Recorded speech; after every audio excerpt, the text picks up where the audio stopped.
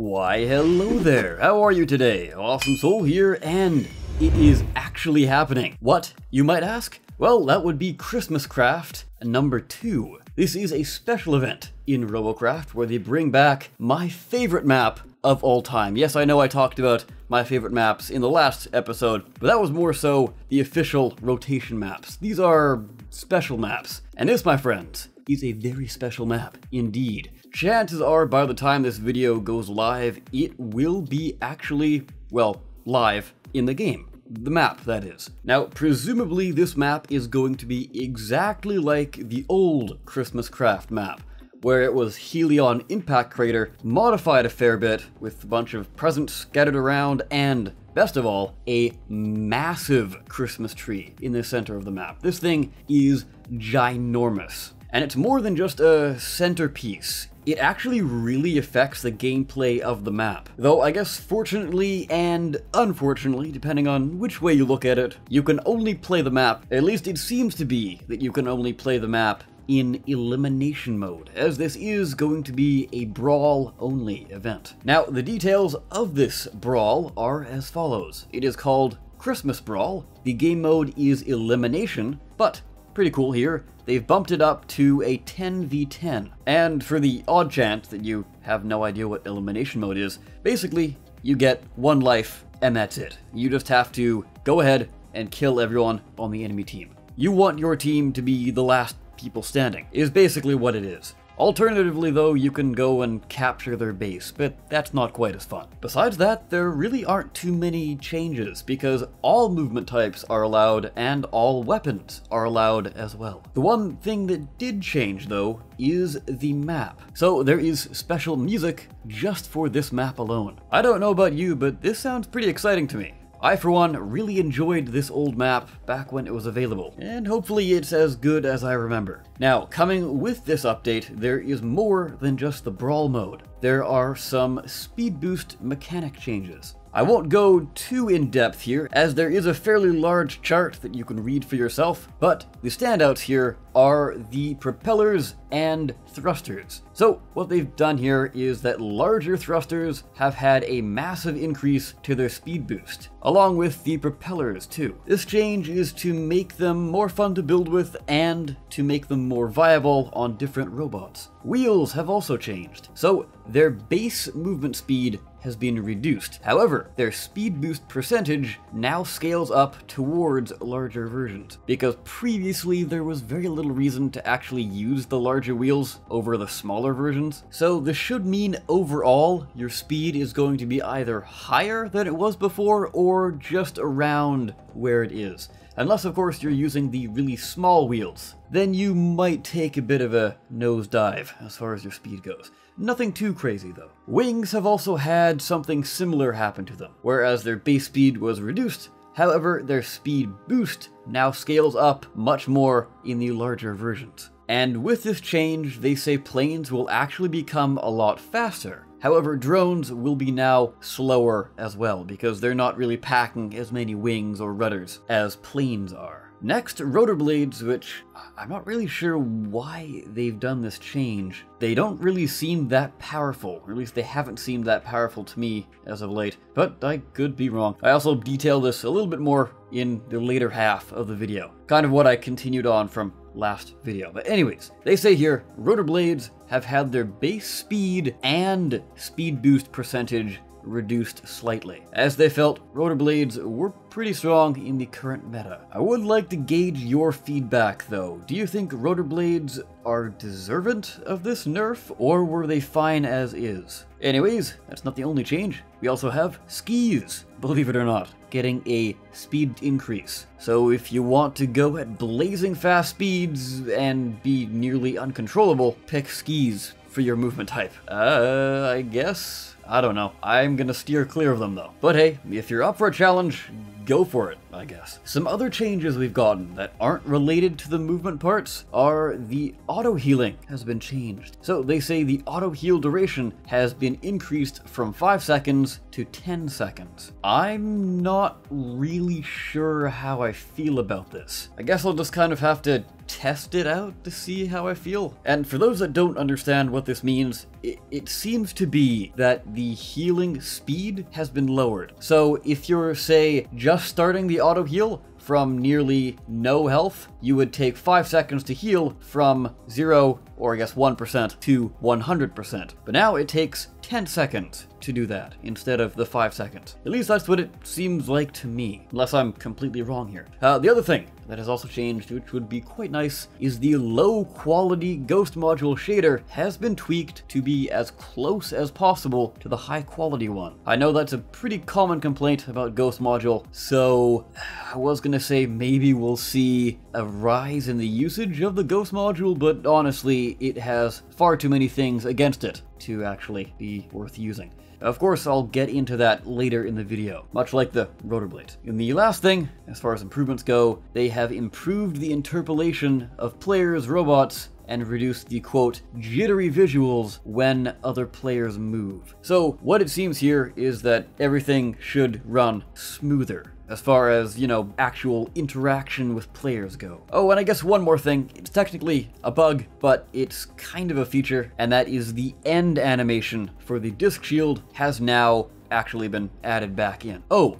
and by the way, there is a new item added to the game. It's a cosmetic, of all things. However, not just any old cosmetic. This is a legendary quality cosmetic, and it certainly lives up to that name. It is a bubble blower. Yes, you heard correctly, a bubble blower, but a very large bubble blower. And I've kind of had a bit of a thought. How could people actually incorporate this into a quote-unquote viable build? Because I was kind of thinking shoot the bubbles out and kind of create an obscuring field that people can't quite see through. I mean, the bubbles themselves are more or less transparent. I'd say they're about 20% transparent, but still, that is something to kind of confuse and throw off people, specifically if they're aiming for certain parts. Now, according to the article that they have on their website, this will not be in crates until sometime later in 2018. And this was actually part of the advent calendar giveaway they were doing. Interestingly enough though, what they say here is, and I quote, "These super exclusive cosmetics won't be put into reward crates until sometime in 2018. And so if you want to get them early, you will have until 23:59 UTC on December 25th to redeem the advent calendar code." So it actually seems like the advent calendar code for the bubble blower is still active, unlike the other advent calendar codes we've gotten. So if you haven't done this already, I urge you to go follow the link down below and get yourselves 2 free bubble blowers and try and play around with them. See if you can actually come up with some sort of actual proper use, like non-cosmetic use, and how effective is it? I guess I mean my little smoke screen idea. I've yet to test it out for myself, but if you have, let me know how effective it is. Now, we can actually get into the last half of the video,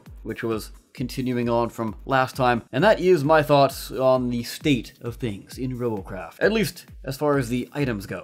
And now we come to the lasers, obviously in the weapon section. A decent part, however, if you have anything lower than the largest size laser or the mega laser, you're not really going to be doing a whole lot. Though I do have to say the small lasers are very useful for taking out the protonium eruption as well as the base crystals. Next, the plasma launcher, always a very solid weapon for any aircraft, but as a ground option, not quite as powerful. Overall though, I would say it's in a very solid place. Next, railguns, pretty solid, though much like every weapon, you don't really want to be running anything lower than the eraser. Now, the nanos are kind of weird. I don't know if it's just a me thing or if other people kind of have this. When you're playing a nanobot healer, you don't really feel like you're contributing to the team all that much. You kind of feel like you're lacking. However, when you are on the flip side and you're facing against a team with a healer, it can feel incredibly devastating. So yeah, I'm not really sure what to say about them. Though I guess what I can say is they are pretty solid. Not really sure how to change them. Maybe add a slight bit more range, but that's about it. Anyway, Tesla blades I feel are in a desperate need of some more armor. Besides that though, their damage output is pretty solid for what they are, a ramming weapon, so I certainly wouldn't change that. Now,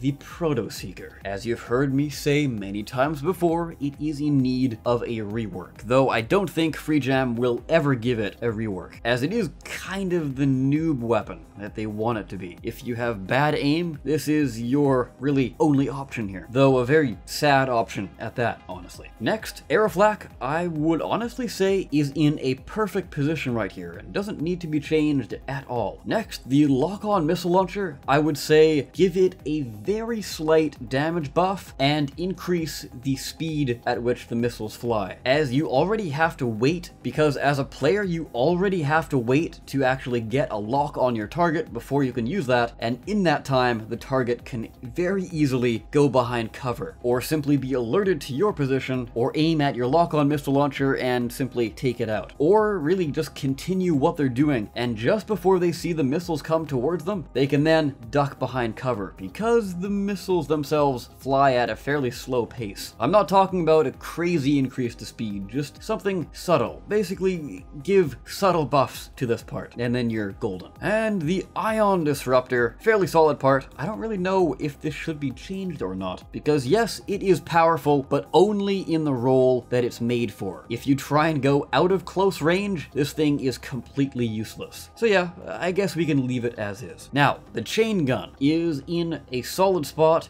damage-wise and gameplay feel-wise, what with the recent spin-up time buffs. However, it is obviously, if you somehow didn't know, the largest weapon in the game, and it has a very, almost, I guess we can say, disproportionate amount of armor to how big a target this is. Sure, it's got a decent chunk of armor, but it is way easier to take this thing out than, say, the Ion Cannon, which yes, has much less armor, but it almost feels like it's much more difficult to destroy an Ion than it is to destroy a chain gun. And last but not least, at least for now anyway, is the Gyro Mortar. And this thing is without a doubt my least favorite part in the entire game. Sure, it's powerful, don't get me wrong, but playing as a Gyro Mortar unit and playing against a Gyro Mortar unit is one of the least enjoyable experiences I can have as a Robocraft player. Because in the playing against it section, we have its massive burst damage potential. As most of you should know by now, burst damage in Robocraft is very important, because if you can get the jump on someone and say take out their module right away, that can completely ruin some of their robot strategy. And now in the heat of battle, the player has to completely change their plan of engagement, giving a huge advantage to the attacker. And what with the Gyro Mortar having the most damage out of any weapon per shot, even a single mortar shell can leave a target pretty much crippled, which does not lead to fun gameplay at all, especially if you are a mech or sprinter. And as for the playing as section, it's a very difficult weapon to use, as it doesn't really have the range that a lot of people were expecting, though that is for a good balance reason. But yeah, it's just really slow and unwieldy to use. The only way you can get this thing to be, I guess,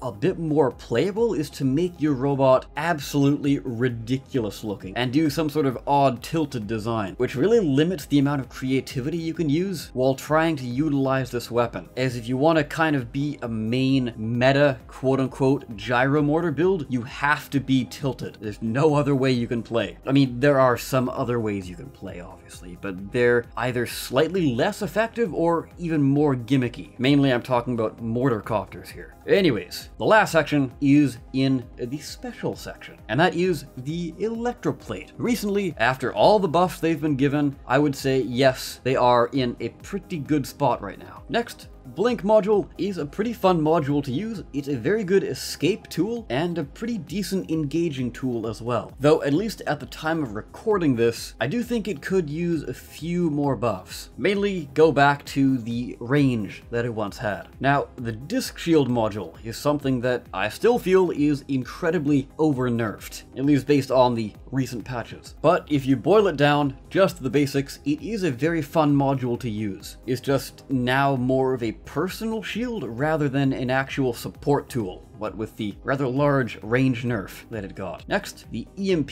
module, always a lot of fun, if sometimes very hard to use. It's probably the most skill-intensive module out there. Speaking of skill, the Ghost module requires so much skill that it's really impossible for anyone in Robocraft to actually attain the level of skill required to play this thing. You have an insane amount of negatives going against you when using this weapon, which is something I really need to point out. Every other module out there only has positives to using it, whereas the Ghost module is the only module to actually have negatives while using it, which I think is the most ridiculous thing you can actually have. It is the only module that uses power, and it also has an alert sound for people who are coming near with a Ghost module active. On top of that, the actual Ghost effect itself is not quite as powerful as it should be. So make the player slightly more transparent, remove the power consumption for just simply a cooldown timer that,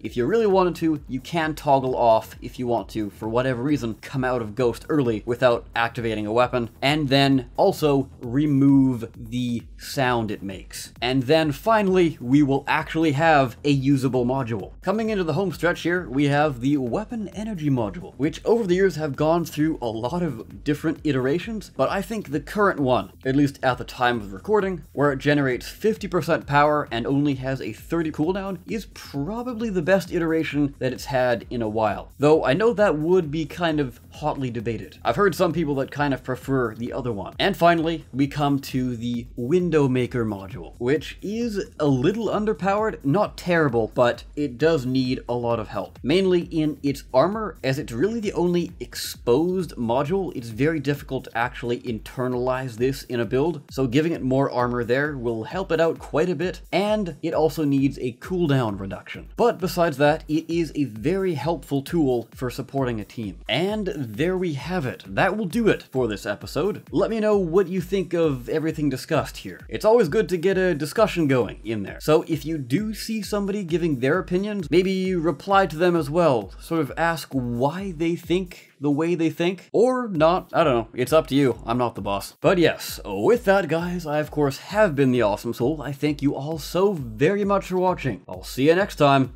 Take care.